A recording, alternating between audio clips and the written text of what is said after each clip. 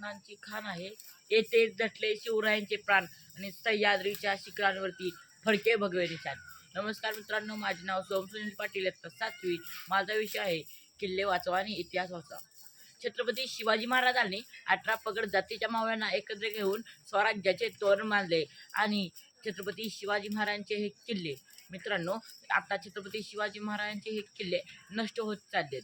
मित्रांनो, या किल्ल्यांची परिस्थिती खूपच बिकट होत चालली आहे. इतिहासकारक सांगतात, जो समाज इतिहास विसरतो ना, तो समाज कधीच इतिहास घडवू शकत नाही. आणि किल्ले नष्ट होणे म्हणजे आपल्या संस्कृतीचा कणा मोठ्यासारखा आहे. आणि याच्यावरती एकच उपाय, तो म्हणजे गड किल्ले संवर्धन मोहीम.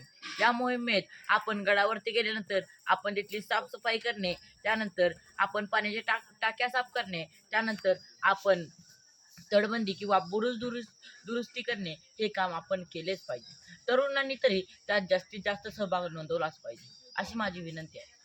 मित्रांनो, छत्रपती शिवाजी महाराज किंवा छत्रपती संभाजी महाराज आता किल्ले साफ करण्यासाठी येणार नाहीत, ते आपल्यालाच करावे लागणार आहेत.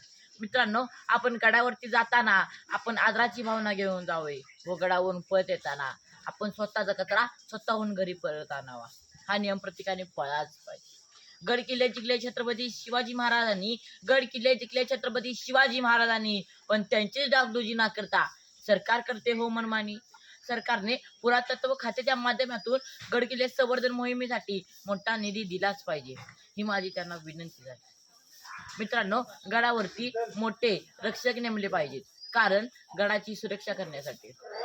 महाराष्ट्राचा इतिहास, इथली माती, इथले गड किल्ले मानेन सांगतात, पण आज हे गड किल्ले रडत असतात, कारण त्यांची परिस्थिती अशी झाली ना.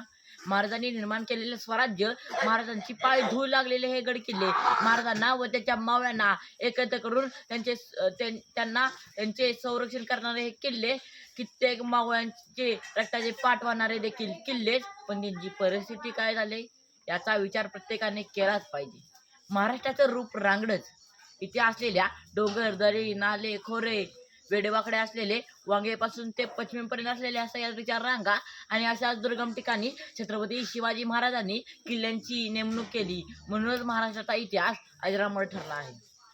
मित्रांनो, आपण फक्त दाढी मिशा वाढवून, हात आणि कपाळावरती चंद्रकोर लावून आणि हातात राजमुद्रेच्या अंगठ्या घालून आणि स्वतःच्या नावापुढे स्वयंघोषित शिवभक्त ही उपाधी लावून काहीच होणार नाही. त्यापेक्षा हे सोंग करण्यापेक्षा आपण छत्रपती शिवाजी महाराजांचे विचार आचरणात आणूया व त्यांच्या पदस्पर्शाने या पावन झालेल्या या भूमीचं आपण संरक्षण देखील करूया. आणि आता मित्रांनो, कित्येक किल्ले नामशेष झाले आहेत, त्यांचे लेखी उल्लेखाशिवाय काडी मात्र काही उल्लेख राहिलेला नाही. आणि जे आहेत ना, त्यांचे तटबंदी बुरुज पाडून तिथे इमारती उभ्या करत आहेत. याचा प्रत्येकाने विचार केलाच पाहिजे, यांच्यावरती कठोर कारवाई झालीच पाहिजे.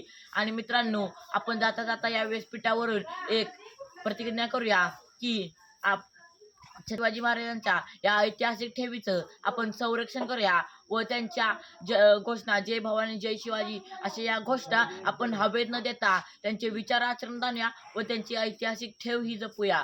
आणि मी जाता इतकेच म्हणेन, तटबंदी ही सांगते राखायचे सन्मान, महाराष्ट्राचे किल्ले हीच तर महाराष्ट्राची शान, किल्ले वाचवा आणि इतिहास. धन्यवाद.